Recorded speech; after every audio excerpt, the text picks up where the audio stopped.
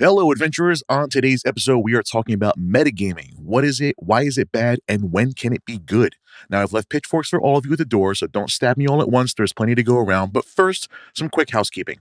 I know I said we're taking a short rest, and that turned into a bit of a long rest, but I promise it was all for good reasons. We regrouped a whole bunch and came up with new plans for how to make the show as good as it can possibly be. So first off, you'll be hearing some new voices at the table. Josey and myself are still in this. Jack is still taking some time off before he comes back, but we promise we'll get him back.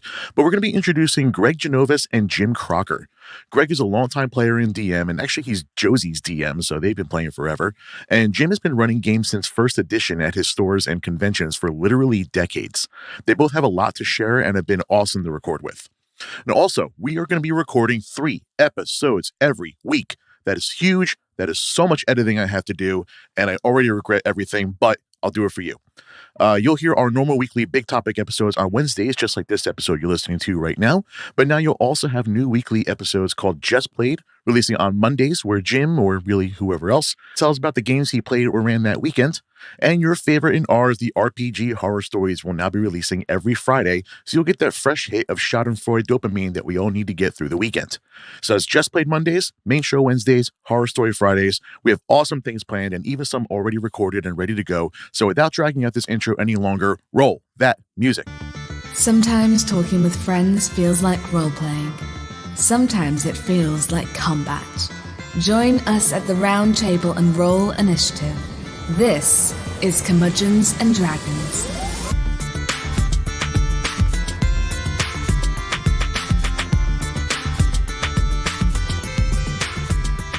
Welcome back to Curmudgeons and Dragons. My name is Jason Portizo.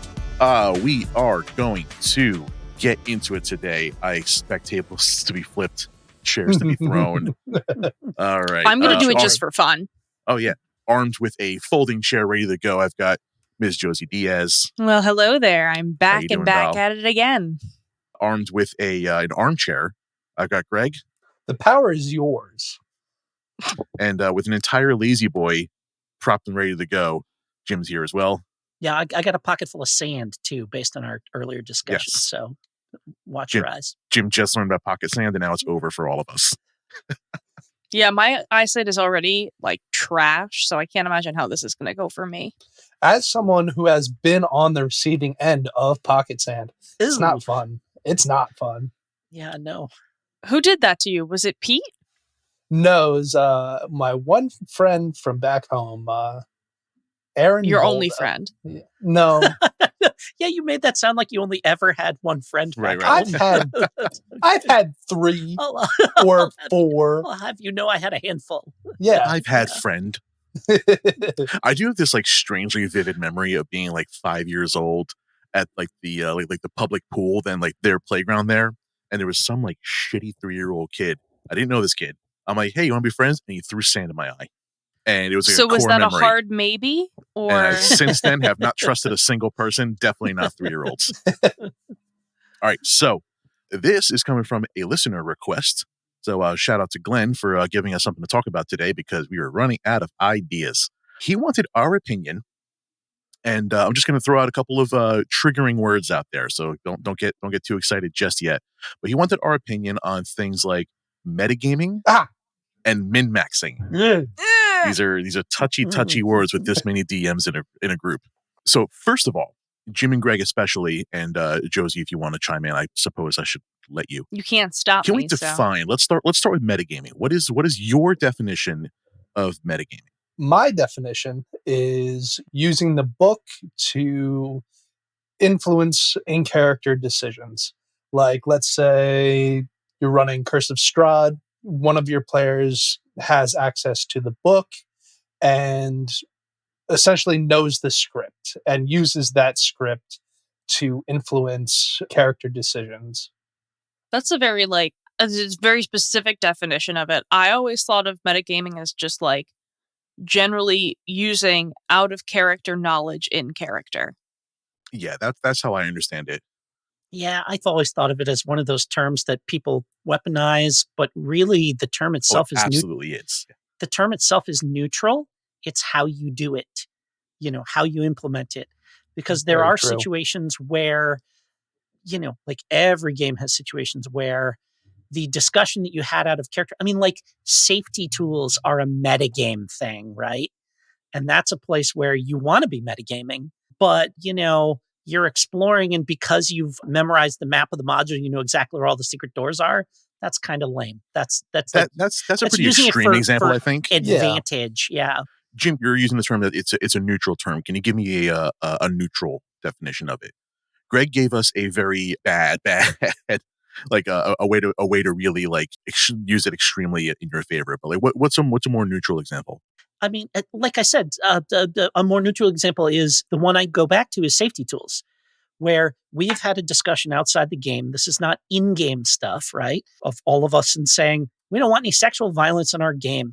And so then when we move into the game, we're not introducing any of those situations. Our characters are not going in that direction. We're not doing any of that kind of stuff. That's like a metagame thing where an outside of game discussion affects what we do in the game, but not in a, like I said, but not in a way that where we're seeking like some kind of mechanical advantage for our characters or something like that. Yeah, I do agree with that. When I hear people talking about metagame, I don't think that's what they're thinking of. Yeah, but usually when you hear somebody say metagaming, it's because they're about to start bitching about something. Usually, yeah. Yeah. Players communicating with each other does not mean they're metagaming. I think that's so the DMs who go cry metagame too quickly are usually talking about things like that. I've typically considered metagaming to be like if you are using your out of character knowledge to give you an advantage in game with something that your character would not inherently know. That's what I've always considered metagaming, where you kind of like undermine I don't want to say like the reality of your role play, but it kind of detracts from the world building a little bit. And I think that's a more fair definition of it is using. Yeah, I think that's the way most people, when they use it specifically in the D&D context, that's probably what they're talking about, kind of the application of it that they mean. So that's totally reasonable. Yeah, I agree with that. Well, I like your comment on like safety tools and stuff. I never really considered that as metagaming, but that's using out of character knowledge to influence in character stuff. So let's try to figure out where the line would be drawn between good gameplay metagaming and bad, we're going to hear about you on one of our RPG horror stories metagaming. Exactly. Yeah. Where do we so go let's start with the very, very extreme, Greg, with someone buying the Strahd book, studying it all weekend, and then showing up to session 1 ready to go. Oh, yeah. I mean, obviously that is... I think we can agree. From experience. No, that is. What did Josey do this time, Greg? Josey. Yeah. Well, Josey has a hard time reading in general, so. Yeah, it's much less. My problem is not metagaming. It's focusing on what we're supposed to be doing long enough to further the plot, as opposed to killing the bard. Yeah. She can read the words just fine. She just stops paying attention halfway through. Exactly. So. Obviously, the once upon a time, there was a vampire named Strahd and Puppy. And then I'm just sitting there thinking, like, Strahd be kind of sexy, though. And then I've lost obviously the whole he'd be plot. kind of sexy, though. Like that. Like what kind of hot take are you trying to drop here? Yeah, I don't think that's losing the plot, depending on your game. Yeah, that could be, that could be a pretty fun game. If Jim runs some steamy Strahd games, all right? Well, but if that's the way my everybody wants DMs to hate go, that I try to fuck all of the characters, but who says we hate just them? little bard things. Who says we? It's not you, Greg. It's Colin. So let's try to get some gray area examples here, and one of the ones that I see every now and again. Let's say you are playing a barbarian or some other character with low intelligence, and you, the person playing the character, solves the puzzle. Like, you, Josey, are smart enough to know that you're supposed to ask one of the two doors or one of the two guards, what would he tell me is the lie? And because you've seen Labyrinth and your DM is not creative enough for a new puzzle. So you, Josey, solve the puzzle. However, your 7 intelligence, Goliath barbarian would normally not be able to figure that out. How do we feel about a situation like that? I mean, that's tough because it goes the opposite way too, where I stopped taking math in high school, But if I'm playing Reed Richards or something like that, and somehow I got to spout like quantum calculus or something like that, how do I do that? That's metagaming in the opposite direction. But I think I usually play characters that are smarter than me, and I'm just like, my character definitely knows what's supposed to be going on, but I don't know how to proceed. But that's where the dice come in. I feel like if somebody makes a habit of doing that all the time, of playing their barbarian way smarter than they're supposed to be, then you can have a discussion about that. But everybody gets lucky every now and then, and that's that OSR thing, right? Where you're relying on like player cleverness and player skill rather than letting the dice. Yeah. Like that's a thing where I don't know. Like the one player can say something, but then if I'm doing that and I'm the barbarian, maybe I say to the wizard player, "Oh, I think it's this," and your character would surely know that. And then the wizard can say, "Well, I'm smart enough to have figured this out." And, in game, the wizard says, "Here's what happened." Ideally, that's if your group is kind of on the same page and collaborating with that stuff, you can pass that off. But again, metagaming. Right? Yeah, right. I would like to see that role played as the barbarian getting the right answer with the completely wrong formula. Oh, yeah. Oh, sure. Yes. Yeah, exactly. Yeah. It's like, we think it's the blue one because yesterday I saw randomly. Right. Just some really long, convoluted explanation that has nothing to do with it, but he lands on the right answer and everyone's slack-jawed at him. Well, that's the thing, fun. Is like, broken clock is right twice a day. And I feel as a DM, if I'm going to be putting posing riddles and actual problems to my players, as long as they're able to role play their character figuring it out, I don't really have a problem with that, because especially when you get to mid and high levels, your barbarian's not super intelligent, but they have experience. So I don't want to penalize a level 10 barbarian for figuring out a riddle because his intelligence score has a negative modifier, All right, so let's look at a slightly different example. So that's an intelligence example. Let's look at charisma examples. And I see this one more from the opposite side, where the DM is asking a player to be more charismatic than they are capable of writing a character to be. So say, for example, a bard says, I want to convince them to hand over that magic item to me. And the DM says, "Okay, what do you say?" He goes, and the player who, can't string together 3 words in a sentence now has to come up with on the fly. This is reverse metagaming, where the player's lack of knowledge compared to his character is now affecting things. But that's why you have stats and dice. Yeah. I think the problem with that is we, as DMs, have a tendency for charisma checks specifically to do it backwards as we would normally do, where it's the barbarian wants to push this rock. Okay, give me a strength check. Then we narrate how he either succeeds or fails. And then I have had DMs, and I know I've done this, where the bard wants to convince a guard or try and bribe a guard. Okay, what do you say? And then base the DC of the check off of what they said. And no. It's not. That's ass backwards. Exactly. Exactly. It is not good. I've heard to do based that. on I've heard that similar to that, but instead of basing the DC on that, you'd give them advantage or disadvantage based on how poorly they did that. See, Man, I don't like that at all. I feel like that's something that's saved more for a bunch of people that are voice actors or really good at improv. That's something you could utilize, but just a bunch of Joe Schmoes sitting there I don't know how to do that. Also, not to cut you off, Jim, but I feel like it's easier to go to roll first. As a player doing a charisma check, roll first. Okay, you horrendously fail this roll. Then that gives you kind of the mindset of oh, this is what I said.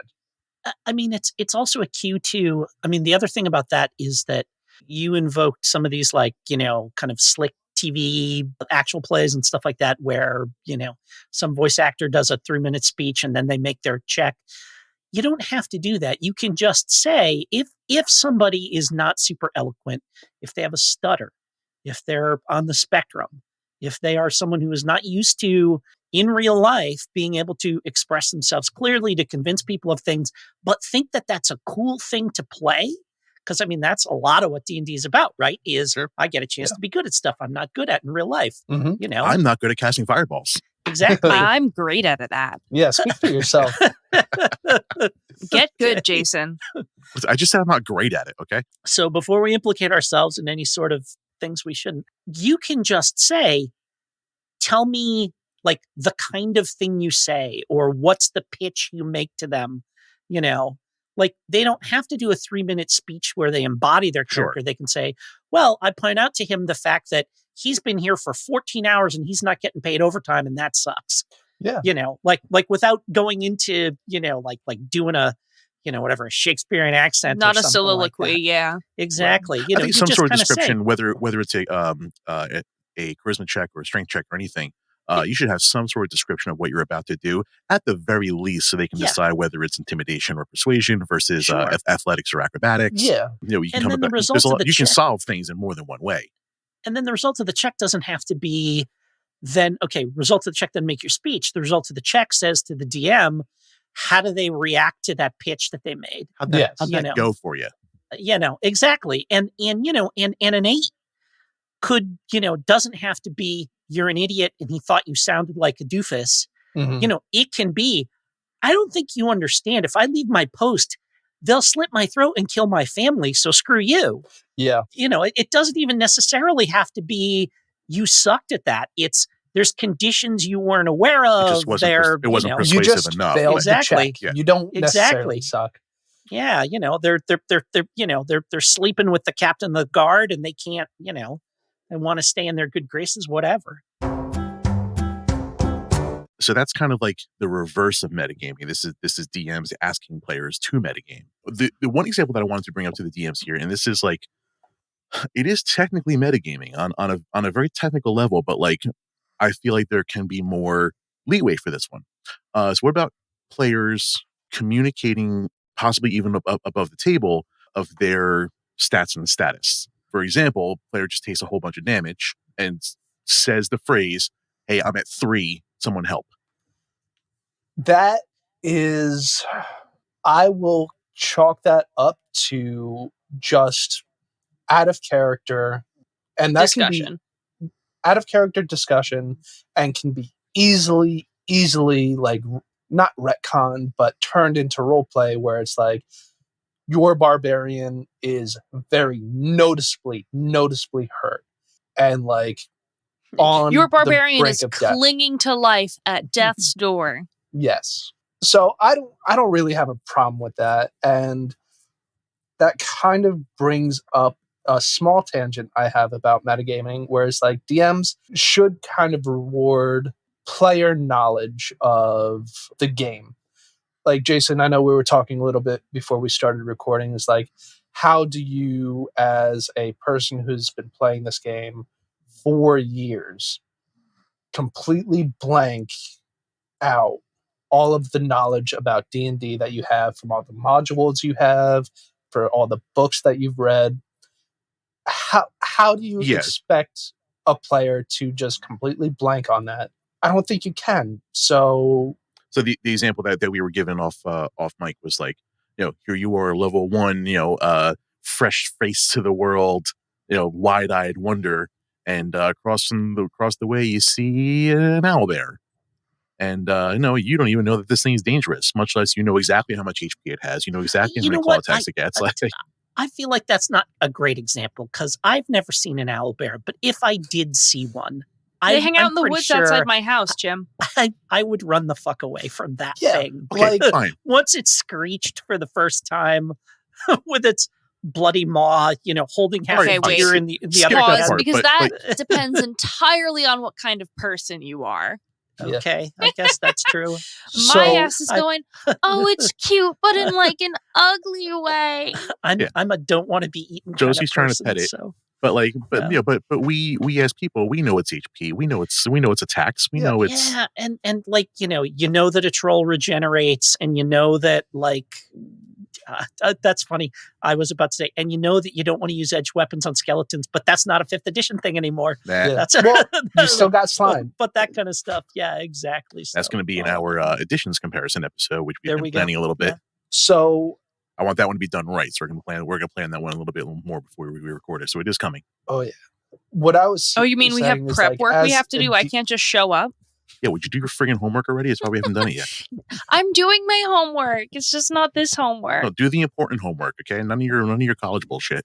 Fine. So, like, as a DM, I would go and was like, hey, this town is infested with, like, any NPCs. It's like, yeah, this giant creature is, like, it's worm-like. It's got, like, a red, bluish hue. And it's like, your players will go, oh, shit, we are about to be dealing with a giant purple worm.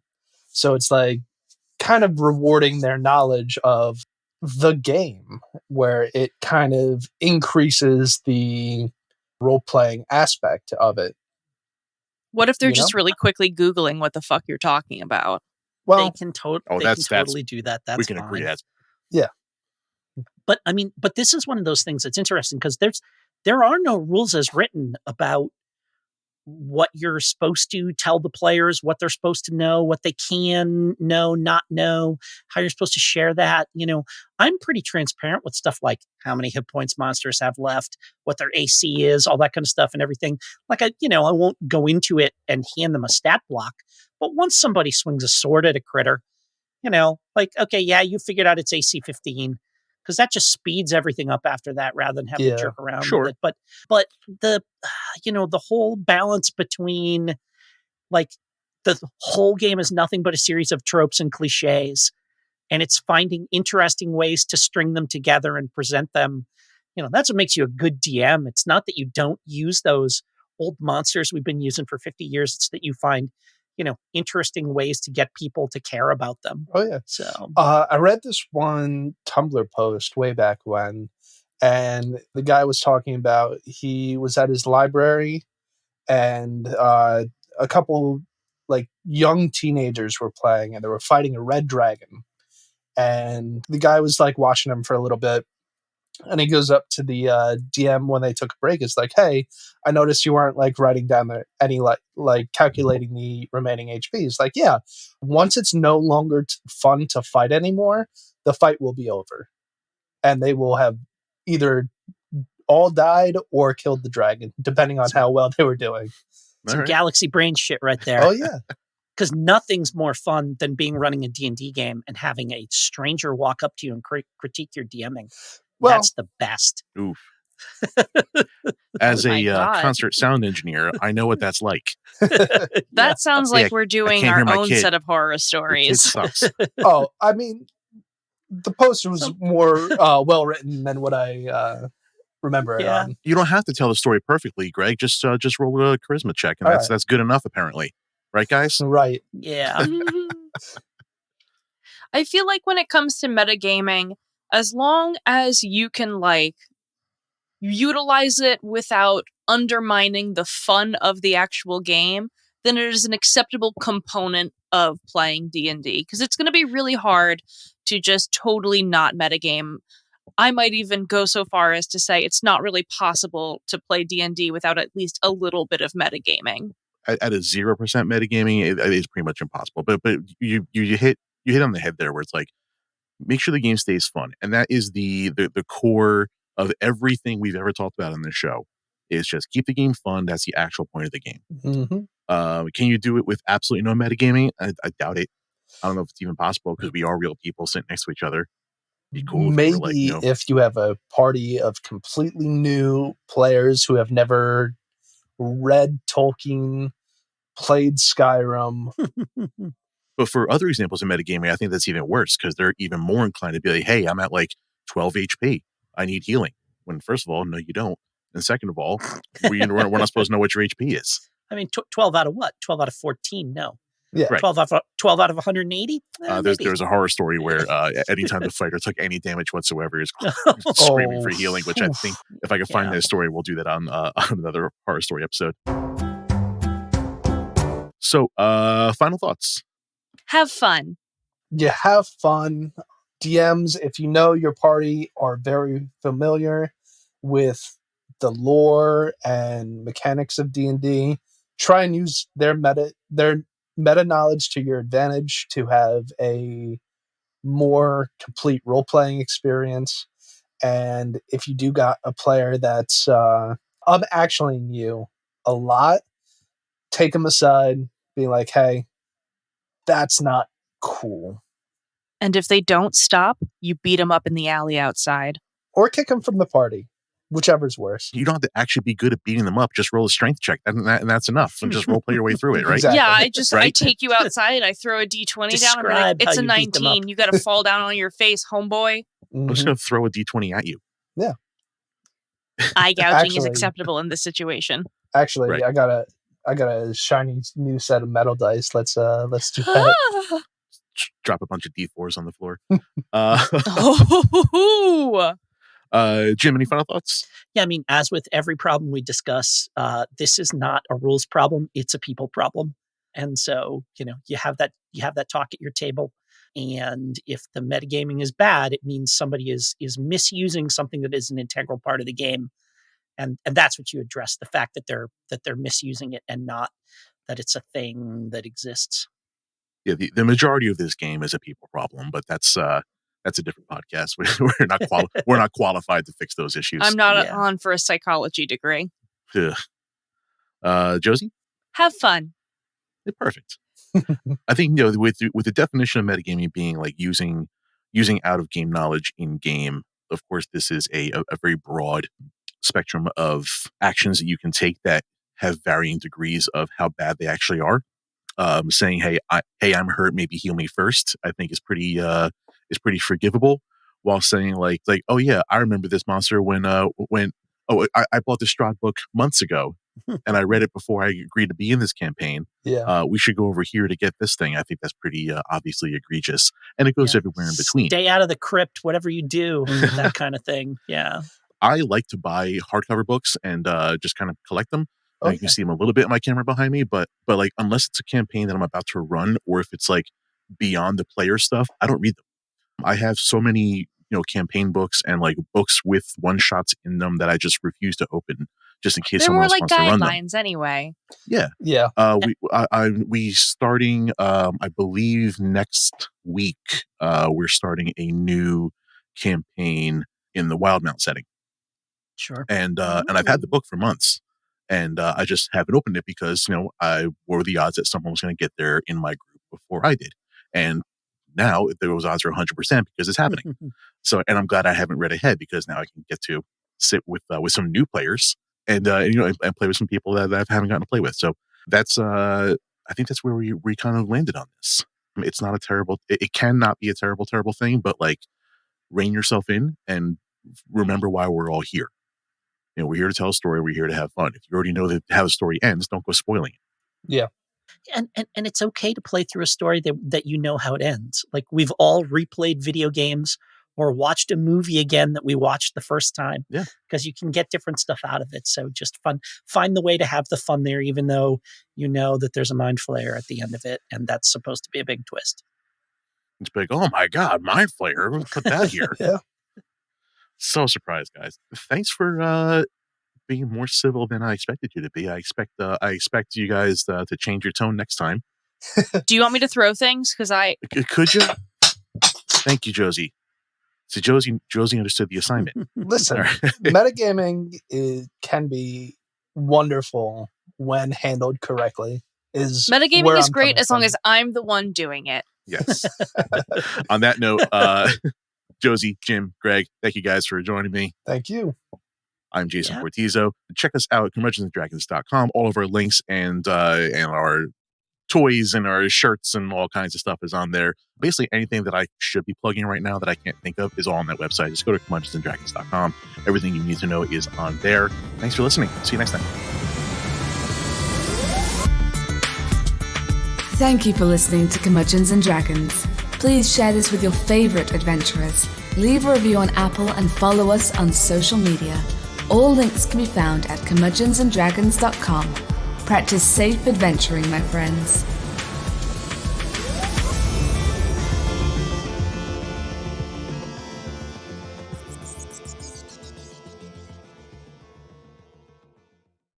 This has been a JTP Audio podcast.